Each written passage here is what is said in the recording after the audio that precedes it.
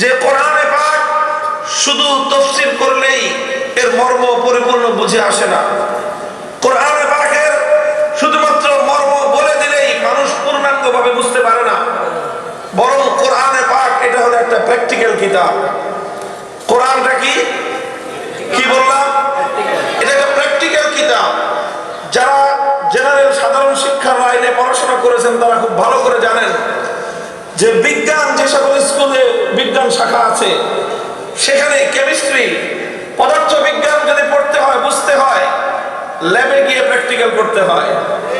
সবচেয়ে বেশি মেডিকেল কলেজে যারা পড়াশোনা করেন তারা মেডিকেলে শুধু টিচারদের লেকচার শুনে কেউ মেডিকেলে ডাক্তার হয়ে যাবে, অথবা মেডিকেলের বইপত্র মুখস্থ করে কেউ ডাক্তার হয়ে যাবে, কোশ্চিন কেন সম্ভব নয়। বরং প্রত্যেকটা সাবজেক্টে, প্রত্যেকটা ক্লাসে একটা অংশ থাকে প্র্যাকটিক্যালের জন্য। এবং মেডিকেল কলেজগুলোতে অনেক ল্যাবরেটরি থাকে, সেখানে মানব দেহের মাথা থেকে নিয়ে পা পর্যন্ত প্রত্যেকটা অঙ্গ প্রত্যঙ্গের ডিটেইলস, বিবরণ, তার নকশা সহ আছে। সেগুলো প্র্যাকটিক্যাল হাতে কলমে টিচাররা, শিক্ষকগণ শিক্ষার্থীদেরকে হাতে কলমে শিক্ষা দিয়ে থাকেন।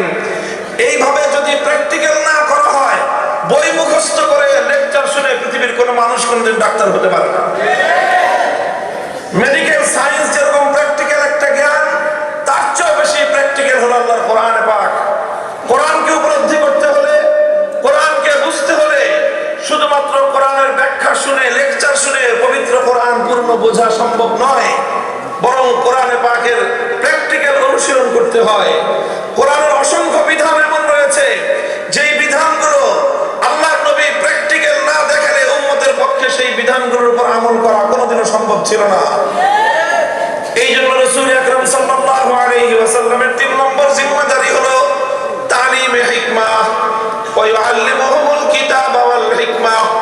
হে নবী, আপনি যে কোরআনকে তেলাওয়াত করলেন, এরপরে আপনি যে কোরআনের তালিমে কিতাবের মাধ্যমে মর্ম এবং ব্যাখ্যা বোঝালেন, সেই কিতাবকে আপনি শুধুমাত্র ব্যাখ্যা বর্ণনা করে বোঝানোর মধ্যেই আপনার দায়িত্ব ক্ষান্ত নয়, বরং আপনার 3 নম্বর দায়িত্ব হলো তালিমে হিকমত, অর্থাৎ কোরআনে পাকের এক একটা আয়াত এবং এক একটা বিধানের মর্ম আপনি প্র্যাকটিক্যাল বাস্তবায়ন করে উম্মতকে দেখিয়ে দিবেন।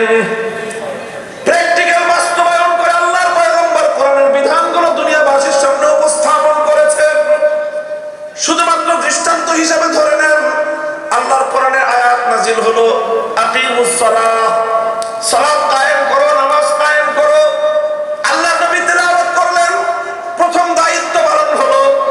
এরপরে তিনি সালাতের মর্ম ব্যাখ্যা করলেন যে সালাত অর্থ এখানে দোয়া নয়, সালাত অর্থ এখানে দুরূদ নয়, সালাত অর্থ এখানে শুধু রহমত নয়, বরং আকিমুস সালাতের মধ্যে যেই সালাত, এই সালাত হলো একটা ইবাদত, যে ইবাদতের মধ্যে কওমা আছে, রুকু আছে, সিজদা আছে, জালসা আছে, সালাম আছে, তাকবীর আছে, যেখানে কোরআনের তেলাওয়াত আছে, তাসবিহ আছে, এই সম্পূর্ণ প্যাকেজ সহ যে ইবাদতটা, এখানে সালাত অর্থ সেই ইবাদত।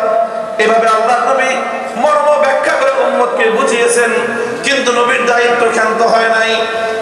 এরপর আল্লাহর পয়গম্বর তালিমে হিকমতের জন্য তিনি সালাত আদায় করে নামাজ পড়ে দেখিয়েছেন।